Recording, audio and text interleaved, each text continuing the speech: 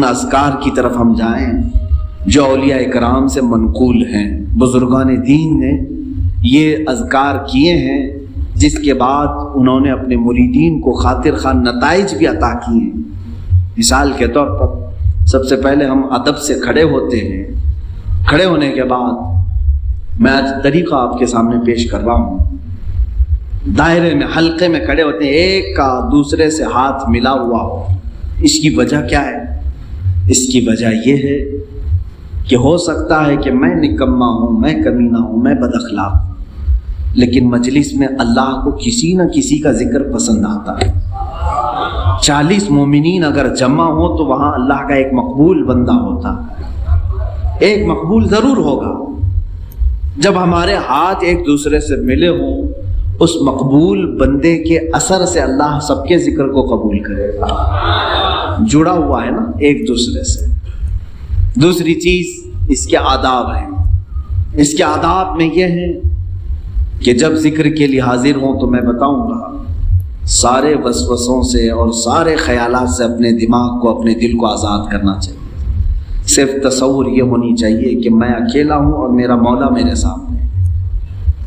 جب میری پیشی ہوگی اللہ کی بارگاہ میں کیسے کھڑا رہوں گا, اللہ جب مجھ سے حساب کتاب لے رہا ہوگا میں کس طرح کھڑا ہوں, بس یہ تصور کر کے اس کی بارگاہ میں ذکر کے لیے کھڑا ہونا ہے. اس کے بعد دیکھو تمہارے جسم کے اندر جو کیفیت آئے گی وہ نہایت تبدیل کرنے والی کیفیت ہے. تمہارا دل خود بخود رونا شروع کرے گا جب تم اپنے دل کی طرف توجہ کرو گے. ایک بات یہ بھی یاد رکھیں, اللہ رب العزت کو یاد کرنے کے بعد بندے کی آنکھوں سے آنسو آنے چاہیے. کیوں؟ اس سے بھی پتہ چلتا ہے کہ زمین نرم ہے یا سخت ہے.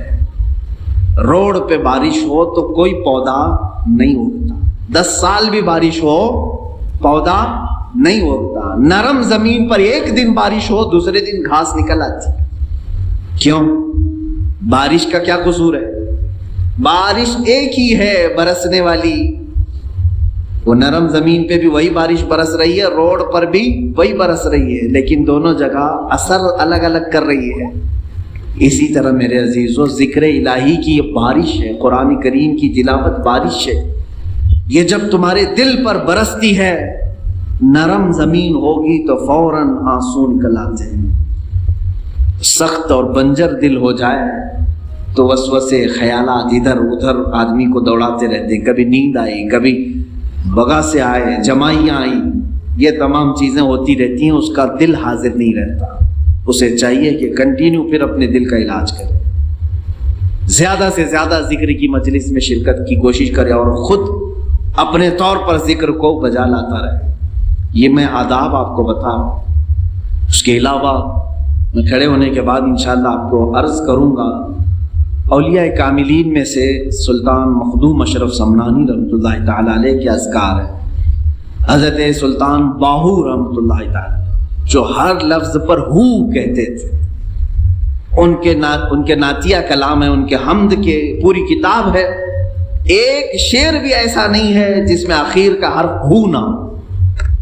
ہر شعر ختم ہوتا ہے لفظ ہو پر, جس کا مطلب ہوتا ہے صرف وہی ہے اور کوئی نہیں, صرف وہی ہے اور کوئی نہیں. ان کے ہو کی طاقت اتنی تھی کہ سلطان باہو کے والد پر پابندیاں لگا دی گئی تھیں. غیر مسلموں نے پابندیاں لگائی تھی کہ تمہارے بیٹے کو باہر بازار میں مت چھوڑنا. کیوں جانتے ہیں؟ جب یہ بازار پر نکلتے, جس راستے سے جاتے, لوگ جو دیکھتے وہ کلمہ طیبہ پڑھتے تھے. سلطان باہو کے ہو کے ذکر کی بڑی برکت ہے. اسی طرح حضرت سیدنا ابو الحسن شاذلی رحمۃ اللہ علیہ, یہ مصر کے وہ غوث ہیں. وہ وہاں کے یوں سمجھ لیں کہ بر اعظم افریقہ کے وہ غوث ہیں. حضرت سیدنا ابو الحسن شاذلی رحمۃ اللہ, حضرت شرف الدین بوصیری جن کا قصیدہ بردہ مشہور ہے, مولایا صلی وسلم, ان کے پیر و مرشد کی بات کر رہا ہوں. امام بوصیری کے پیر و مرشد ابو الحسن شاذلی رحمۃ اللہ تعالی علیہ, یہ مصر میں آرام فرما ہے. ان کے اذکار ایسے ہیں, ان سے منقول ہے کہ جس نے یہ ذکر کیا یا حی یا قیوم, سب کے دل مر جائیں گے مگر اللہ اس کا دل زندہ رکھے گا. انشاءاللہ العزیز یہ بزرگان دین سے اور جو مجھے اجازت ہے میرے مشائخ سے وہ میں ذکر کرانے کی کوشش کروں گا۔ اسی طرح کا اسلامک ویڈیو دیکھنے کے لیے ہمارے چینل کو سبسکرائب کریں، لائک کریں اینڈ شیئر کریں۔